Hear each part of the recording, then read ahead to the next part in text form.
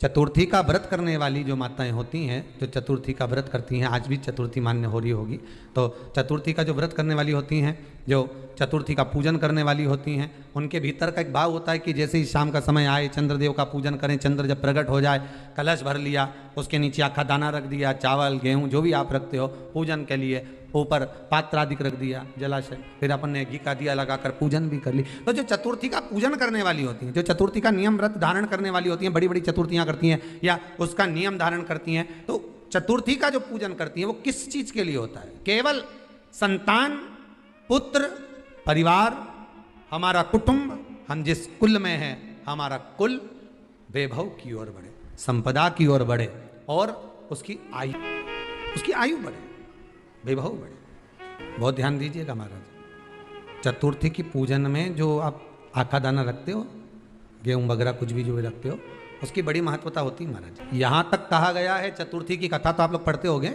जो लोग पढ़ते हैं उनको मालूम होगा, चतुर्थी की कथा में लिखा है, चौथ माता के व्रत में वर्णन किया गया है कि वो आखा दाना जो रखा जाता है, मान लो कोई जरूरी काम होता है तभी आखा दाना को रखा जाता है, संभाल के रखते हैं कि हम इस काम के लिए जा रहे हैं और हमारा ये कार्य सफल होना चाहिए। तो जिसने चतुर्थी का व्रत करा है, जिसने चंद्रदेव का पूजन करा, चतुर्थी का व्रत करा, वो गणेश जी से विनती करके वहां से 2-4 आखा दाना उठा ले, और जो व्यक्ति का काम अटक रहा है अपने ही घर का, पर दूसरे कुल को नहीं देना, अपने ही कुल के अंतर्गत जो काम अटक रहा है उसकी जेब में, उसके पल्लू में उस चीज को रख दिया जाए। तो चतुर्थी जो अगली आती है, जैसे आप महीने की करते हो तो महीने की, और आप जैसे करते हो कि 4 अलग बड़ी बड़ी चतुर्थी करते हो तो उसके अनुसार आपका कार्य सिद्ध होता ही है। उस आखे दाने का इतना महत्व होता है क्योंकि चतुर्थी का व्रत करने वाली माता जब व्रत करती है तो स्वयं चतुर्थी की कथा में लिखा हुआ है कि पार्वती जी गणेश जी से चतुर्थी की कथा बचवाती। चतुर्थी की कथा बाची किसने थी? स्वयं गणेश जी महाराज ने। और सुनी किसने थी?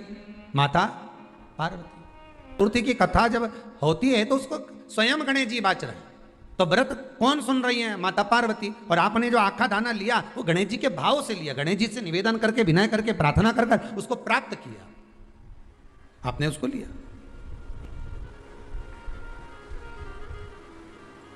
फल प्रदान कर देता है, कार्य की सिद्धता देता है।